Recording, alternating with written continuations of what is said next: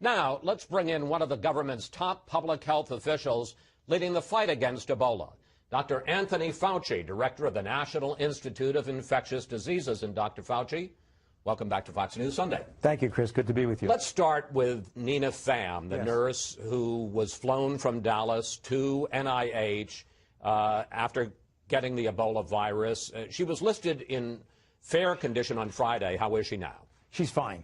She's fine. She's fair, very stable, comfortable. When you get Ebola, it really knocks you out, Chris. So obviously there's a lot of fatigue and weakness, but she's doing quite well. Had a long conversation with her last night. She's in good spirits. You optimistic she's going to make it? You know, you always hate to predict when you have a very serious disease like this, but I'm feeling good about the fact that she's progressing very well. Now, there is a report that she was one of the first people to treat Thomas Eric Duncan, patient 0 in Dallas, and the report is that she was not wearing protective gear originally. One, is that true? And two, does she have an idea as to how she got the virus? Well, the answer is that the protocol that was originally recommended was a protocol that's a WHO protocol that is best fitted for out in the field. It doesn't cover every single aspect of your skin.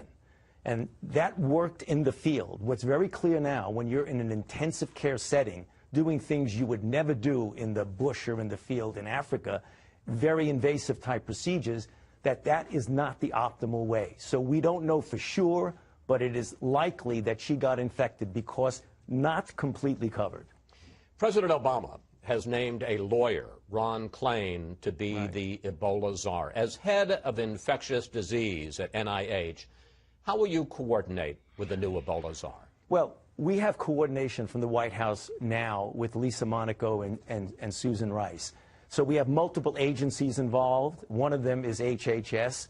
So right now what we're going to have with Ron is that we're going to have somebody whose full-time job is doing that. So we actually welcome that because, as we know, Lisa and Susan have other very important day jobs that they need to deal with. So we're looking forward to working with him as a coordinator of what we do. One of the criticisms of the government response so far is that officials, top officials, have said things that turned out afterwards not to be true. Take a look at these. Okay. I have no doubt that we'll stop this in its tracks in the U.S. Every hospital in this country has the capability to isolate a patient. I shook hands with, hugged, and kissed, not the doctors, but a couple of the nurses, and I felt perfectly safe doing so. Doctor, how do you explain all of these misstatements or overstatements from top government officials? Well, I'm not so sure, Chris, that they're misstatements and overstatements. When Dr. Frieden said we can stop this in his tracks, he was talking about an outbreak. And what was applied to that was the fact that two more people got it. No, two more people were infected in a situation in which they were at risk. What Dr. Frieden was talking about was an outbreak in the public. Now, we certainly are not happy at all that those two nurses were in danger and actually got infected, but that is strictly not an outbreak. October 3rd, Lisa Monaco says every hospital in the country can isolate a patient. I mean, look, without relitigating each statement, clearly there was a sense of certainty that was being conveyed which has not been lived up to. Right, exactly, and that's unfortunate, and I think what we need to do right now is to make sure that when we talk about things, that we talk about them, there aren't absolutes. You want to have a delicate balance between assuring the American people, but not scaring them with the fact that there may be a risk.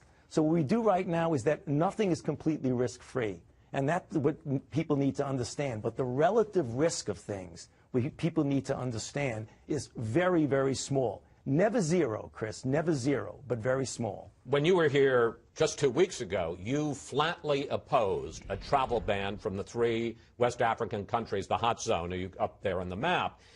But now more than 24 African countries have restricted travel from those countries, and so have a number of European airlines.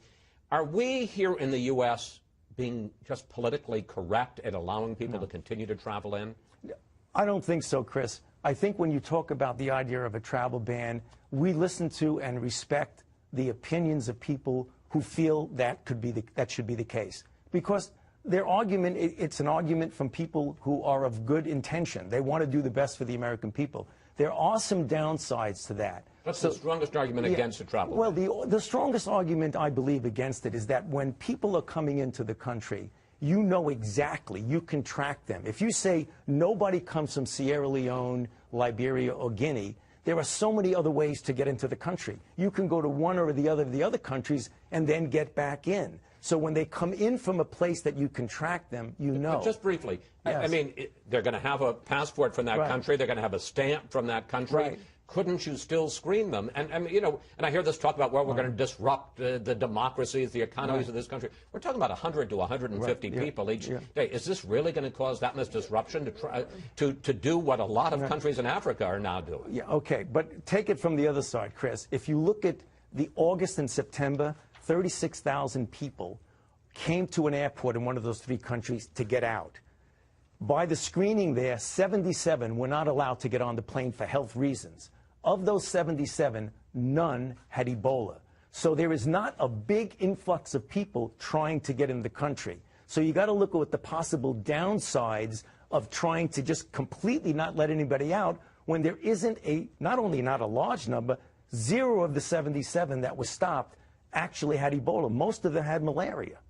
Dr. Fauci, I want to thank you so much for coming in, taking time from your very busy schedule to talk with us. Thank you, sir. Good to be with you, Chris.